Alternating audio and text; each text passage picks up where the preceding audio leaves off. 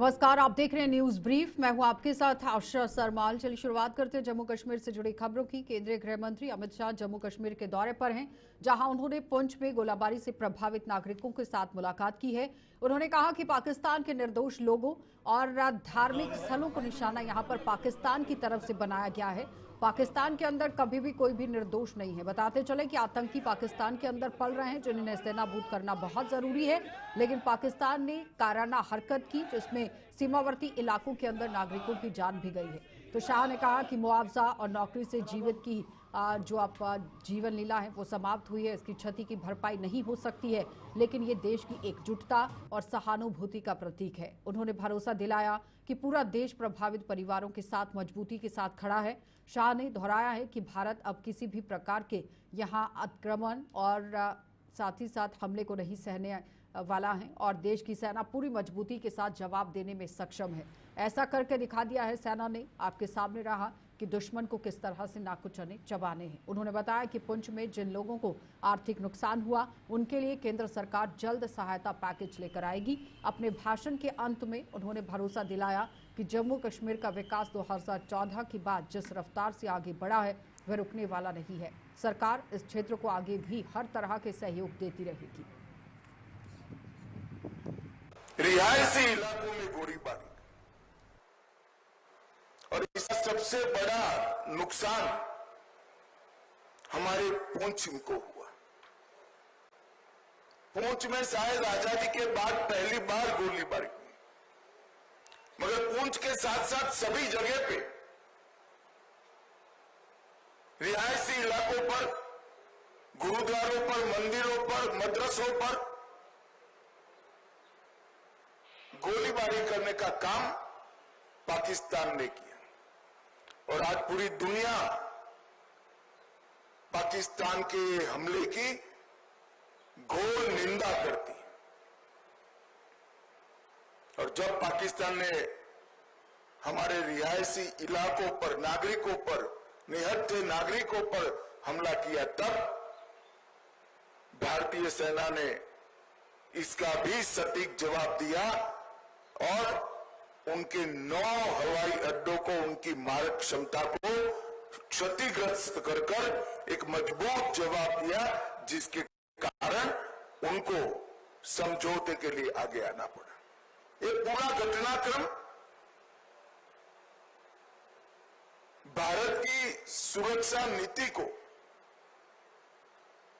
दुनिया के सामने घटनाओं के आधार पर जाहिर करने वाला रहा है कि भारत के नागरिकों पर, भारत के निर्दोष व्यक्तियों पर, भारत की सेना पर और भारत की सीमा पर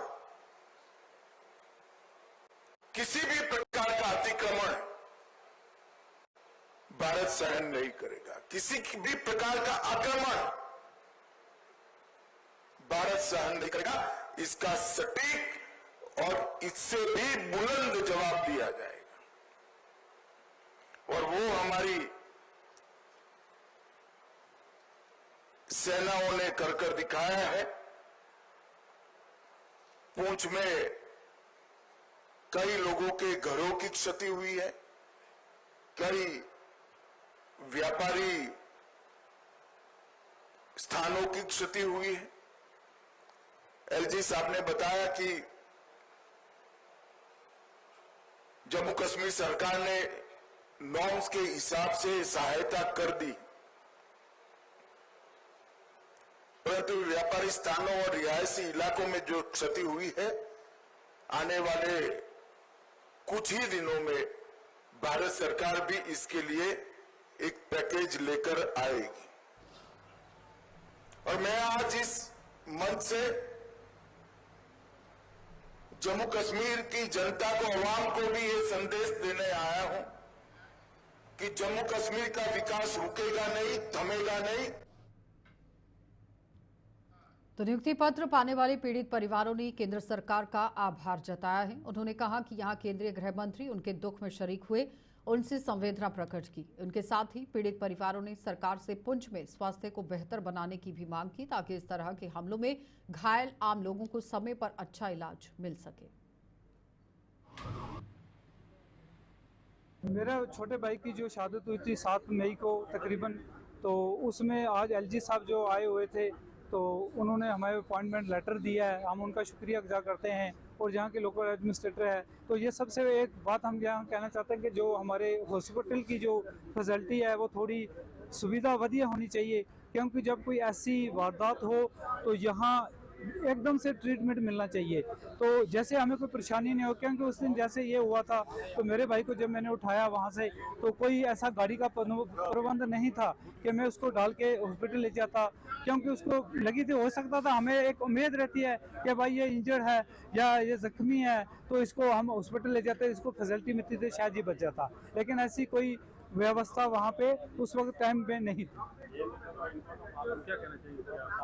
ये कहना चाहते हैं कि ऐसी व्यवस्था होनी चाहिए, गवर्नमेंट को ऐसा प्रबंध करना चाहिए, जब भी ऐसी कोई हालात बन जाए तो उसके लिए बिजली, पानी, जो भी यहाँ की फैसिलिटियाँ हर नागरिक को मिलें ताकि वो इधर उधर ना भागे। मैं सर मेरी वाइफ, मेरे बच्चे की वालदा 7 तारीख को पहले ही दिन सुबह तकरीबन 10:30 बजे जो पाकिस्तान की तरफ से शदीद गोलाबारी की गई थी, उसके नतीजे में पार दलेरा में जो तकरीबन 10-15 गोले लगे, उसमें पहले ही गोले में वो मेरे मकान के अंदर थे हम लोग, तो वहाँ पर उसके स्प्लेंडर जा कर के लगे, बेचारी को ऑन स्पॉट वहाँ पर डेथ हो गई।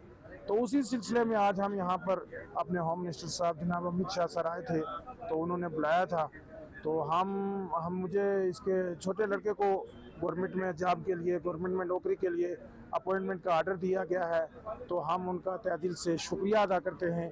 और उन्होंने हमारे दुख में शरीक हुए, दुख में हमारे बांटे हैं, और डिस्ट्रिक्ट एडमिनिस्ट्रेशन ने भी और दीगर लोगों ने भी मिल करके हमारे साथ बहुत तावन किया है, हम सब का तहे दिल से शुक्रिया अदा करते हैं। जैसा कि आपने देखा कि होम मिनिस्टर अमित शाह का पुंछ का दौरा, जो डाक बंगलों के अंदर उन्होंने जितने भी मुतासर परिवार थे उनके साथ मुलाकात की और उनको नौकरी के जो है आर्डर तकसीम किए।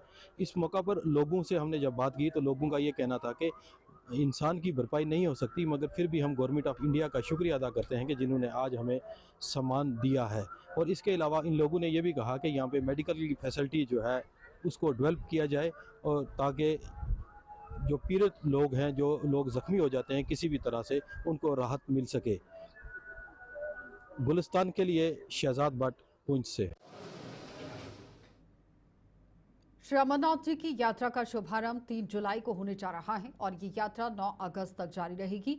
यात्रा को लेकर प्रशासन द्वारा बड़े पैमाने पर तैयारियां की जा रही हैं। पहलगाम आतंकी हमले के बाद केंद्र सरकार ने अमरनाथ यात्रा की सुरक्षा कड़ी कर दी है। यात्रियों की सुरक्षा के लिए केंद्र सरकार ने केंद्रीय सशस्त्र बल, पुलिस और साथ ही साथ सीआरपीएफ और उनकी 581 कंपनियों की आप देखिए यहाँ पर किस तरह से तैनाती को मंजूरी दे दी है। इन कंपनियों में करीब 42,000 सुरक्षाकर्मी शामिल होंगे जो यात्रा मार्ग, श्रद्धालुओं और कश्मीर के अन्य संवेदनशील क्षेत्रों में सुरक्षा सुनिश्चित करेंगे। चलिए ग्राफिक्स के जरिए देख लीजिए किस तरह से पिछले वर्षों में कितने श्रद्धालु पहुंचे थे। ये बड़ी अपडेट दिखाते चलें। 2024 में 5.12 लाख श्रद्धालुओं ने ही अमरनाथ यात्रा की थी। 12 वर्षों में सबसे ज्यादा तीर्थयात्री अमरनाथ धाम पहुंचे थे। 2023 में 4.45 लाख तीर्थयात्रियों ने बाबा बर्फानी के दर्शन किए थे। 2022 में 3.65 लाख तीर्थयात्रियों की अमरनाथ यात्रा यहां पर सफल हो पाई थी। देखिए 2021 और 2020 में कोविड वर्ष के चलते ये अमरनाथ यात्रा शांत रही थी, लेकिन अब 2025 में भी देखिए किस तरह से इंतजाम कर दिए गए। 2019 में अमरनाथ यात्रा के लिए जाने वालों की जो संख्या थी 3.42 लाख थी। तो कुल मिलाकर 5 अगस्त 2019 को अनुच्छेद 370 को रद्द करने पर यात्रा में कटौती हुई और फिर उसके बाद देखिए 2012 में 6.22 लाख श्रद्धालुओं ने दर्शन किए थे बाबा बर्फानी के।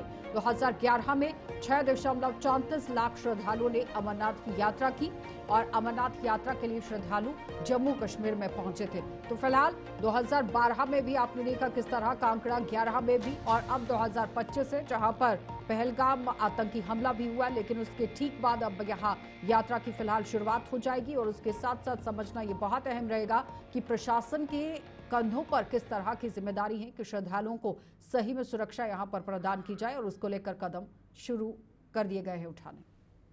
3 जुलाई से श्री अमरनाथ यात्रा की शुरुआत होगी और उस समय सुरक्षा व्यवस्था को पुख्ता बनाया जा रहा है। पैरामिलिट्री फोर्सेस के करीबन 581 के करीब कंपनीज को डिप्लॉय किया जाएगा। इन कंपनीज में CSF, CRPF, BSF, ITBP, SSB के जवान जो है वो शामिल होंगे। इन कंपनीज में हर एक कंपनी में करीबन 70 से 75 के करीब जो है वो जवान होंगे, जो कि चप्पे चप्पे पर निगरानी रखते हुए नजर आएंगे। जम्मू कश्मीर के प्रवेश द्वार लखनपुर से लेकर कश्मीर घाटी तक इन जवानों की तैनाती की जाएगी और चप्पे चप्पे पर ये जवान निगरानी रखते हुए नजर आएंगे। इन कंपनी की बात करें, जो कि बताया जा रहा है सोर्सेज के मुताबिक कि जून माह में सेकेंड वीक में जो है इनकी डिप्लॉयमेंट देखने को मिलेगी और ये अलग अलग जगह जो है वो इनकी डिप्लॉयमेंट होगी। उसी के साथ ऑपरेशन सिंदूर में करीबन जो है वो 80 के करीब कंपनीज पैरामिलिट्री फोर्सेस की डिप्लॉय की गई थी जम्मू कश्मीर में ऑपरेशन सिंदूर के दौरान, और उन्हें भी बरकरार रखा जाएगा और यात्रा के दौरान जो है वो उनकी जवानों की भी तैनाती जो है वो देखने को मिलेगी। इस समय अगर हम बात करें भगवती नगर जो यात्री निवास है वहां से लेकर करीबन जो चौथा पुल है भगवती नगर का, वहां पर सुरक्षा मोर्चा भी जो है वो बनाने की तैयारियां की जा रही है। आप देखिए सुरक्षा मोर्चा जो है वो यात्री निवास से लेकर चौथे पुल तक जो है वो बनाया जाएगा और इस समय ये सुरक्षा जो मोर्चा है उसे बनाने का यहाँ पर जो है वो पूरी तरीके से तैयारी यहाँ पर देखने को मिल रही है। सुरक्षा व्यवस्था के समय जो है वो पुख्ते इंतजाम किए जा रहे हैं और खासतौर पर गृह मंत्री अमित शाह के द्वारा ये भी निर्देश जारी किए गए हैं कि यात्रा के दौरान पूरी तरीके से जो है वो सतर्कता बरती जाए और स्मूथ तरीके से यात्रा चले, उसको लेकर पूरी तरीके से निर्देश जारी किए गए हैं। और साथ ही साथ गृह मंत्री अमित शाह ने ये भी कहा है कि केंद्र सरकार और जम्मू कश्मीर की सरकार यात्रियों को पूरी तरीके से हर एक फैसिलिटी जो है वो उपलब्ध करवाएगी। और इस समय सुरक्षा व्यवस्था की बात करें तो आप देखिए सुरक्षा व्यवस्था को पूरी तरीके से पुख्ता बनाने का जो है वो इस समय काम किया जा रहा है। और सुरक्षा व्यवस्था की बात करें तो करीबन पैरामिलिट्री फोर्सेस के 581 के करीब कंपनीज को जो है वो डिप्लॉय किया जाएगा, जो कि सोर्सेज बता रही है जून माह के जो दूसरा वीक है वहाँ उस दौरान जो है यानी कि 15 जून जो बताया जा रहा है कि 15 जून के दौरान जो है वो अलग अलग जगहों पर डिप्लॉयमेंट जो है वो देखने को मिलेगी। और इस समय आपको बता दें कि जिस प्रकार से सुरक्षा व्यवस्था की बात करें तो सुरक्षा व्यवस्था के हवाले से इस समय आप देखें कि सुरक्षा जो मोर्चे हैं वो भी इस समय जो है वो बनाए जा रहे हैं, क्योंकि दुश्मन की निगाहें कहीं न कहीं अमरनाथ यात्रा पे है और इन निगाहों से बचने के लिए इस समय पूरी तरीके से सतर्कता जो है वो बरती जा रही है और सुरक्षा व्यवस्था का पूरी तरीके से जो है वो ध्यान भी रखा जा रहा है। कैमरा पर्सन संजय के साथ शिल्पा शर्मा, जम्मू। जम्मू कश्मीर पुलिस ने डोडा जिले में एक महिला डॉक्टर की कथित तौर पर मानहानि करने की धमकी देने के लिए और उसका अपमान करने के आरोप में आम आदमी पार्टी की प्रदेश अध्यक्ष और विधायक महराज मलिक के खिलाफ केस दर्ज कर लिया है।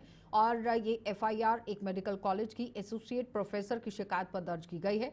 महिला ने आरोप लगाया है कि विधायक महराज मलिक ने सोशल मीडिया प्लेटफॉर्म का इस्तेमाल सार्वजनिक रूप से धमकियां देने और उनके खिलाफ अपमानजनक और लैंगिक टिप्पणी करने के लिए किया। और महिला ने यहां डोडा पुलिस स्टेशन में एक शिकायत दर्ज कराई है, जिसमें उन्होंने विधायक पर लैंगिक दुर्व्यवहार और अस्पताल की सुरक्षा को धमकाने का आरोप लगा दिया। वहीं इस मामले पर डोडा विधायक ने भी डॉक्टरों पर जमकर निशाना साधा। उन्होंने यहां उन पर लापरवाही के आरोप लगा दिए हैं।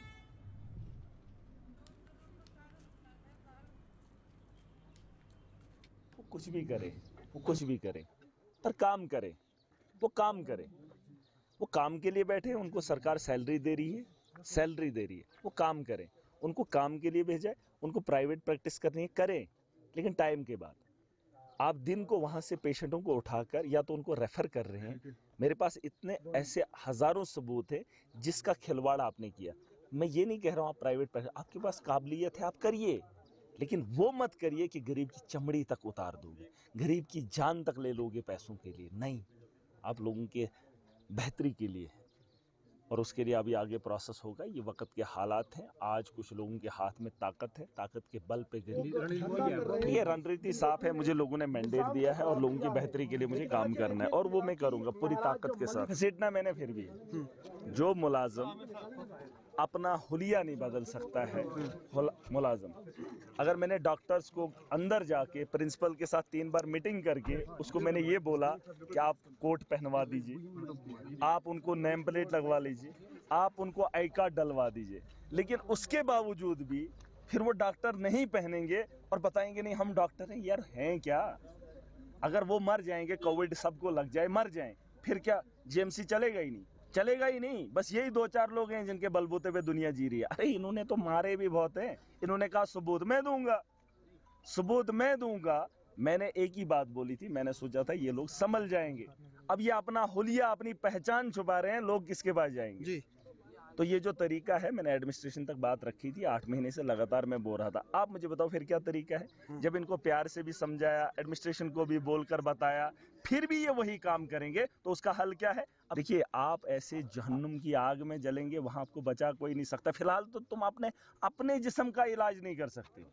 तुमने जो लोगों के साथ किया है ना, तुम्हें भी ऐसी मौत मरोगे कि तुम्हारा इलाज यहाँ पर नहीं होगा। इनको क्या लगता है? FIR, ये तो इनका पेशा है। उसके पास मधु जो एक 10 मिनट में 15,000 20,000 कमाती है, 20,000 कमाती, FIR देने में क्या दिक्कत है? उसकी पहुंच ऊपर तक है, और ऊपर से प्रेशर लेकर आई मारा। अरे FIR क्या है? FIR फर्स्ट इन्फॉर्मेशन होने दो, बात वो नहीं है।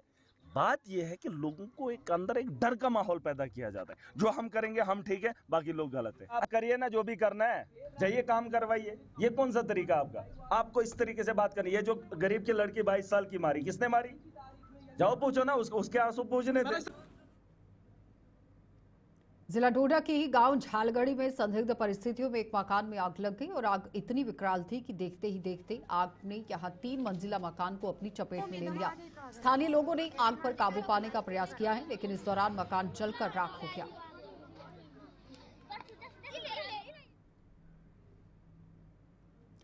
जिला उधमपुर में भी कांग्रेस की कार्यकारिणी अध्यक्ष सुमित मगोत्रा द्वारा भाजपा विधायक RS पठानिया के एयरफोर्स पर दिए गए विवादित बयान को लेकर अपनी प्रतिक्रिया दी है।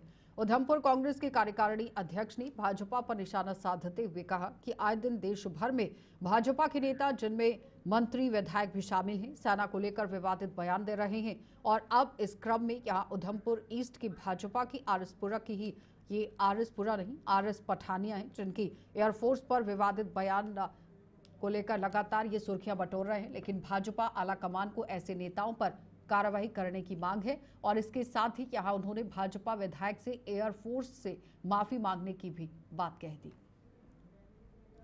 देखिए, जैसा कि जम्मू कश्मीर भाजपा के स्पोक्स पर्सन और विधायक जिन्होंने परसों एयरफोर्स के जवानों को लेके एक टिप्पणी की है, मैं उससे पहले यहाँ आपके मीडिया के माध्यम से बताना चाहता हूँ भारतीय जनता पार्टी के लोगों को व भारतीय जनता पार्टी के शीर्ष नेतृत्व को कि कुछ रोज पहले, ये पहला वाकया नहीं है, हम बात करें भारतीय जनता पार्टी के सांसद जिन्होंने, जो हमारी कर्नल सोफिया कुरैशी, जिन्होंने ऑपरेशन सिंदूर को लीड किया था, और अब भारतीय जनता पार्टी के सांसद कहते हैं कि वह आतंकवादियों की बहन है, हमने आतंकवादियों की बहन को उनको मारने भेजा।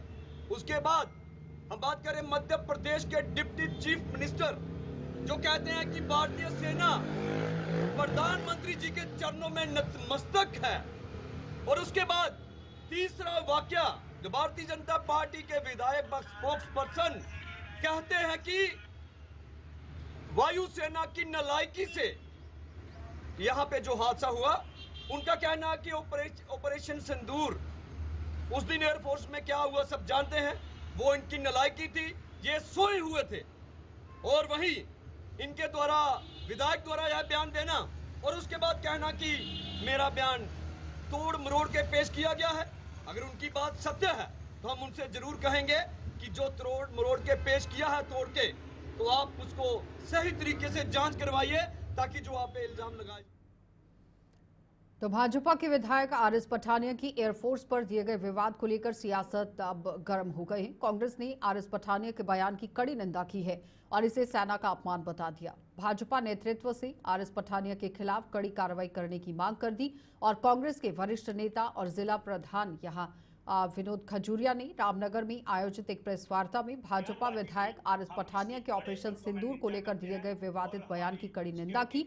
विनोद खजूरिया ने कहा कि भाजपा विधायक ने भारतीय सेना के खिलाफ आपत्तिजनक टिप्पणी की है, जो न केवल दुर्भाग्यपूर्ण है बल्कि देश की सुरक्षा और सम्मान के भी खिलाफ है। उन्होंने भाजपा से मांग की है कि ऐसे बयान देने वाले विधायक पर तत्काल सख्त कार्रवाई की जाए।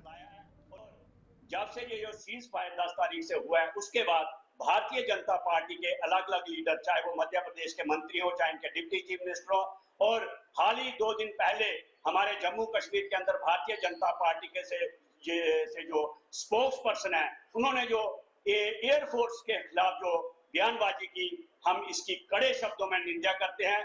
और हमारी सिक्योरिटी फोर्सेस, हमारी जितनी भी हिंदुस्तान की आर्मी है, उन्होंने जो प्रदर्शन, जो चाहे वो 1965 हो, चाहे 1971 हो, उन्होंने हमेशा एक जबरदस्त प्रदर्शन जो है वो किया और पाकिस्तान को घुटनों के बल जो है वो उन्होंने लाया है। और इस बार भी हिंदुस्तान की सिक्योरिटी फोर्सेस ने, हमारी इंडियन आर्मी ने एक जबरदस्त प्रदर्शन किया और पाकिस्तान को इस बार चने चबा के उनको घुटनों के बल लाया है।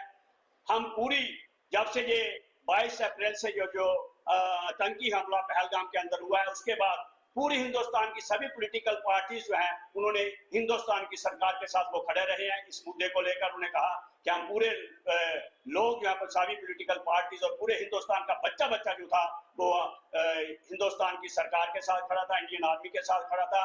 और जब से ये सीज फायर हुआ, तब से भारतीय जनता पार्टी के लीडर जो है वो हमारी इंडियन आर्मी के खिलाफ जो है वो बद्दे जो अपने जो उनके कमेंट्स आ रहे हैं, उनके जो मैं कहूंगा कि बयानबाजी जो वो कर रहे हैं, इससे उनकी मानसिकता जो पता चलती है कि वो ये जो लोग जो है ये देशद्रोही और हमारी इंडियन आर्मी के खिलाफ जो हैं। तो मैं ये कहूंगा। तो भाजपा के विधायक आरएस पठानिया के बयान को लेकर जम्मू में एनएसयूआई द्वारा विरोध प्रदर्शन किया गया। आरएस पठानिया के खिलाफ जमकर नारेबाजी की गई। इस दौरान एनएसयूआई के कार्यकर्ताओं ने भाजपा विधायक का पुतला दहन किया। प्रदर्शन की अगुवाई कर रही एनएसयूआई के अध्यक्ष अजय लखोत्रा ने कहा कि आए दिन भाजपा नेता द्वारा बयानबाजी कर सेना का अपमान किया जा रहा है। मेरा नाम अजय लखोत्रा, मैं एनएसयूआई जम्मू कश्मीर का स्टेट प्रेसिडेंट हूं। जैसा कि आपको बताया कि हमारे भारतीय जनता पार्टी के विधायक आरएस पठानिया ने एक बहुत ही शर्मनाक और घिनौना जो है वो बयान दिया है, जिसमें उन्होंने कहा कि हमारी एयरफोर्स नालायक है।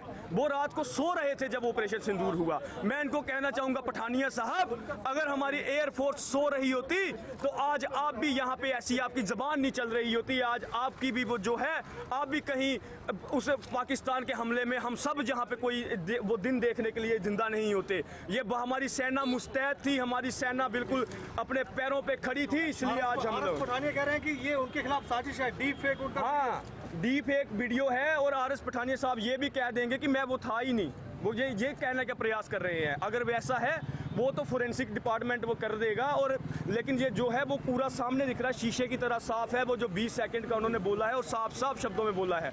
मैंने पूरी स्पीच सुनी। अभी डैमेज कंट्रोल कर रहे हैं वो जी। इसमें डैमेज कंट्रोल वाली कोई बात ही नहीं है। ये देश उधमपुर ईस्ट विधानसभा से विधायक आरएस पठानिया की एयरफोर्स पर दिए गए विवादित बयान को लेकर पैंथर्स पार्टी द्वारा भी विरोध किया गया। इस मामले को लेकर पैंथर्स पार्टी की प्रांतीय प्रधान बलवान सिंह द्वारा उधमपुर में यहां पत्रकार वार्ता की गई, जिसमें पैंथर्स पार्टी की प्रांतीय प्रधान ने भाजपा से ऐसे नेताओं पर कार्रवाई करने की मांग कर दी। ईस्ट कॉन्स्टिट्यूंसी के हम आज पार्टी की बात नहीं करेंगे। हमारा भारतवर्ष का हम भी एक हिंदुस्तानी हैं। जो इन्होंने ये टिप्पणी की आर्मी के ऊपर की, जब हमारा सिंदूर ऑपरेशन चल रहा था तो आर्मी के ऑफिसर सोए हुए थे। तो सबसे पहले मैं आपके माध्यम से मैं पठानिया साहब को पूछना चाहता हूं कि पठानिया साहब, आपकी फैमिली के या आपके रिलेटिव आज तक कितने आर्मी में सोल्जर हैं, कितने ऑफिसर हैं, कितने लोगों ने कुर्बानियां दी हैं? मुझे बहुत दुख हुआ। न्यूज ब्रीफ में इतना ही, इजाजत दीजिए, नमस्कार।